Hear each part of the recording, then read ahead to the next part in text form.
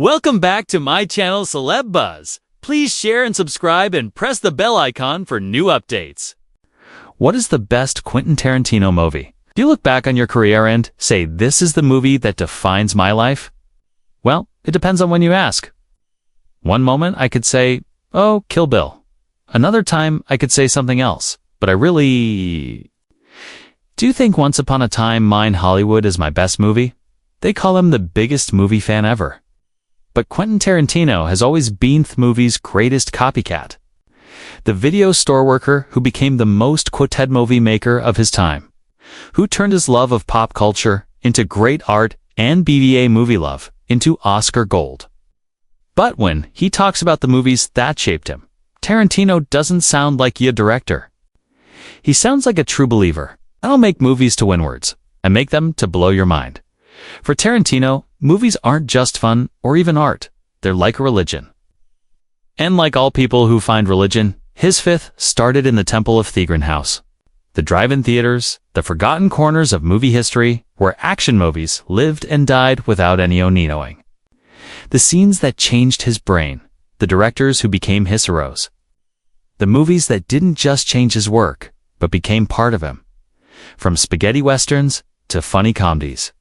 From scary thrillers to deep movies, Tarantino's 7 favorite films show more than skill. They show his obsession. Because you can learn movies in school, but you can't learn love. And Tarantino's greatest skill isn't directing or writing dialogue. It's picking movies. Here comes Quentin Tarantino naming his 7 favorites. Movies. What do you think is the best movie you've seen in 2015? That's 2 Beatty Mad Max movie. Fury Road. The movies that taught him how to copy like an artist. 7. The Good, the Bad, and the Ugly. 1966. Leone didn't just make westerns. He made operas with guns, and for young Tarantino, watching Clint Eastwood stare down Lee Van Cleef in Final Cemetery Showdown. It was the first time he understood that being quiet could be scarier than screaming. When you have to shoot, don't hack. The story was like myths disguised as a cowboy movie. 3 gunslingers hunt for breed gold during the Civil War, each own showing a different kind, off right and wrong. But Leone's genius wasn't in the story. It was in the waiting, the way he could. Stretch a look in her forever. Make a close-up feel like a prayer. Turn waiting into war. Tarantino called it his school for controlled tension. Every standoff in Kill Bill, every Mexican standoff in Reservoir Dogs, every moment when his characters size each other up before the violence explodes. Leone filtered through a video store education. The Good, the Bad, and the Ugly taught me that. Movie-esque Cal be both huge and personal. That camera could make gods out of cowboys. The movie's 3-hour length wasn't showing off. It was worship. Leone understood that great movies don't rush toward their ending. They earn it frame by frame, beat by beat until the final gunshot feels like it was meant to be. 6. Blowout 1981. De Palma made a movie about a sound engineer who accidentally records a political murder. But for Tarantino, Blowout was really about something else completely. The artist was so obsessed. The way creativity can become a form of craziness, and how looking too closely can destroy you. I'm a sound man. I record sound. John Travolta's Jack Terry isn't just hunting for proof. He's hunting for truth in a world built on lies. De Palma's camera bem's part of it. Splitting screens, following multiple characters, turning watching into an art form. The movie was Hitchcock by way of Watergate. Scary thriller meets media criticism. Tarantino first saw it during his video store days and watched it over and over. Here was a movie maker who wasn't ashamed of action movies, who could take a B-movie idea and turn it into something deep without losing the pulp energy that made it alive. You see Blowout in the split-screen scenes of Kill Bill and The Way Death Proof. It plays with film scratches and marks. De Palma taught Tarantino that movies could be about movies without being snooty. Style wasn't the enemy of meaning. Blowout showed me that the best thrillers aren't about what happens. They're about how we see what happens. Because sometimes the most dangerous thing isn't the conspiracy. It's caring too much about truth. 5. His Girl Friday, 1940. Hawks didn't just direct talking. He conducted it like a jazz band. Scone for Tarantino, watching Cary Grant and Drozoland. Russell trade verbal punches at McKean gun speed. It was the moment he realized that words could move faster than bullets and hit twice as hard. Faceless man, who said that to me, was Archie Leach. It's just a week before he cut his throat. The story was newspaper mystery wrapped in screwball energy. An editor tries to win back his ex-wife and star reporter by trapping her in one last story. But Hawks' genius was in third of them.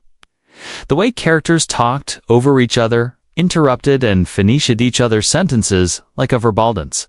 Tarantino called it his graduate course in dialogue writing. The overlapping conversations in Pulp Fiction. The way his characters can turn small talk into deep thoughts and deep thoughts into small talk. That's Hawks filtered through video store wisdom. Squirrel Friday taught me that dialogue of cold B music, that the right rhythm could make boring stuff feel like poetry. The movie moved at breakneck pace, but never felt rushed. Every line worked. Becko's Hawks understood that great dialogue isn't about what people say, it's about how they say it. The speed wasn't showing off, it was staying alive. In Hawks' world, if you couldn't keep up with words, you were already dead. Fourth, Taxi Driver. 1976, Scorsese made a movie about loneliness, felt like a punch to the stomach. And for Tarantino, watching Travis Bickle go down into his private hell on the neon-lit streets of New York, it was the first time he saw that bad guys didn't just make good characters, they made the best ones. Vestry was simple on top. A Vietnam War soldier drives a cab through the urban mess of 1970s Manhattan, loneliness turning into violence. But Scorsese's genius was in making ooze part of it, forcing us to see the world through Travis's twisted view until his craziness almost made sense. Tarantino was working at a video store when he first saw it, and it changed his understanding of what. Main character? Cub? Here was a character who wasn't Lickle, wasn't heroic, wasn't even particularly nice, but he was magnetic. You see Travis Bickle in every Tarantino bad guy who thinks violence is the answer to moral problems. A Bride's Quest for Revenge, Django's Righteous Anger, even the Bastard's Brutal Justice. They all carried DNA from that lonely cab driver.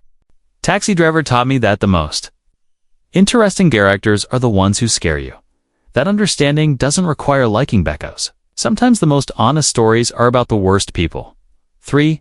Rio Bravo. 1959. Hawks made a western about a sheriff, a drunk, a kid, and a cripple holding a jail against impossible odds. But for Tarantino, Rio Bravo was really about something more precious.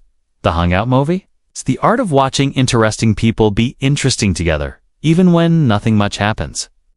I'm not as good as I once was, but I'm as good one see as I ever was. The plot was purposeless in Paul. John Wayne's sheriff Chance has to hold a murderer until the marshal arrives while the dead man's brother brings an army to break him out. But Hawks wasn't interested in the plot. Who's interested in character, in the way people show themselves through small gestures, casual conversations, that spaces between the action. Tarantino called it his favorite movie to rewatch, and you can see why.